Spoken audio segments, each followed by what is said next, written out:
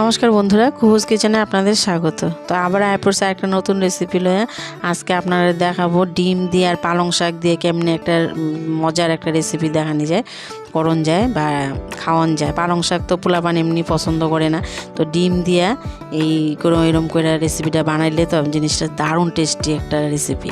তার লাগে আমি পালং শাক নিচ্ছি, সিদ্ধ করে নিয়ে নিছি, অল্প একটু হালকা বয়েল করে নিছি, ডিমও আলাদা সিদ্ধ করে নিছি। সিদ্ধ করে লইয়া তারপরে পালং শাকটা লগে লগে দেওয়ান লাগবো ঠান্ডা ঠান্ডা জলের মধ্যে, আর নাহলে কালারটা নষ্ট হয়ে যাবে, সবুজ থাকবে না আর কি। তারপরে যে আমি নিয়ে নিছি এর মধ্যে জল ঝরাইয়া, ঠান্ডা জল ঝরাইয়া এই লঙ্কা নিয়ে নিছি কয়টা, আর লইছি 1 আটির মতন ধনিয়া পাতা। তো লঙ্কাটা ঝালটা বুঝে দিবেন, তাই যে আমি পেস্ট করে লইছি। আর এদিকে ডিমটি আমি ফালডি করে লইছি, গোটা গোটাও দেওয়ান যায়, তো আমি ফালডি করে দিছি।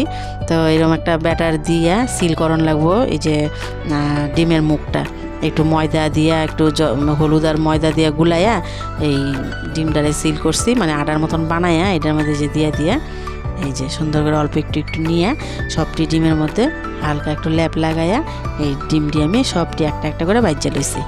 তো পালং শাকের এরকম একটা রেসিপি পোলা মানানো থেকে ধইরা বুড়া মানুষ সবার পছন্দ লাগবো। এইভাবে কইরা যদি খাওয়ান যায়, পালং শাকের রস আর ডিমের রসা কষা তো অনেক খাওয়া হয়েছে, পালং শাক দিয়া এই রেসিপিটা আমি দিলাম আর কি। তার মশলা লাগবো আমার এখানে রসুন আর আদা, আর কিছু দিব গুঁড়া মশলা। তো বাইটটা লইছি আমি রসুন আর আদা, তারপরে তেল গরম করে লইছি। তেলটা গরম করানোর পরে দিয়ে দিছি এই গোটা জিরা, তারপরে গোটা গরম মশলা আর তেজপাতা দিয়া এটি একটু ফুটফাট করব, মানে ভাজা ভাজা হইব, গন্ধটা বাইরিব। তারপরে দিয়ে দিব এই 3-4টা পেঁয়াজ দিয়ে লাইছি, একেবারে বড় বড় পেঁয়াজ, যেহেতু পেঁয়াজ বাটা দিছি না, এর লেগে 3-4টা পেঁয়াজ একবারে বড় বড় কাইটটা এটারে কুচি কুচি করে কাইটটা দিয়ে দিছি। তারপরে দিয়ে দিছি যে আমি বাইটটা রাখছিলাম যে মশলাটা, আদা আর রসুন। তো এইরকম আদা রসুন এটা ভালো মতন এটার মধ্যে কষান লাগবো, যতক্ষণ না কাঁচা গন্ধটা না যায় ততক্ষণ কষান লাগবো। তো কষাইতে যখন লাল টসটসা হয়ে যাবো গা, তারপরে দিয়ে আমি কিছু গুঁড়া মশলা, তারপরে এটার মধ্যে দিয়ে দিছি বড় একটা 2টা টমেটো। একটা টমেটো দিলে হইতো না, 2টা টমেটো লাগবে, এটাতেই গ্রেভি হইব যেহেতু পেঁয়াজ বাটা নাই। তারপরে এটার মধ্যে ভালো মতো এটারে কষায় টমেটোটির একেবারে গলায় এলাইছি আতা দিয়ে বাইরে। তারপরে দিয়ে দিছি স্বাদ মতো লবণ।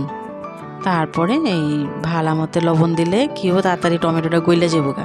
তারপরে কষায় মজায় ওইটারে, তারপরে দিয়ে দিচ্ছি আন্দাজ মতো হলুদ, রঙের লাগে হলুদ, ধনিয়ার গুঁড়া, জিরার গুঁড়া সব দিয়ে দিছি।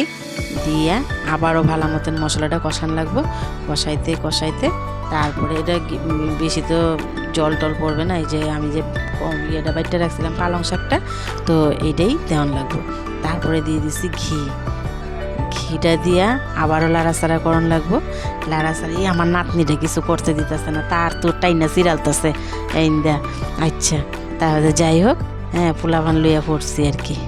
তো যাই হোক, এই যে আমার এটা কষানি হইতেছে ভালো মতে, কষাইতে লাল করা একদম তেল ছাইড়া দিব যখন, তারপরে দিয়ে দিব কাশ্মীরি লঙ্কার গুঁড়া। জাল হইতো না, এটা রঙের লেগে দিছি আমি, রঙটা টসটস হইব আর কি, এমনি তো সবুজ, তারপরে তো রঙের লেগে একটু দেওয়ান লাগে।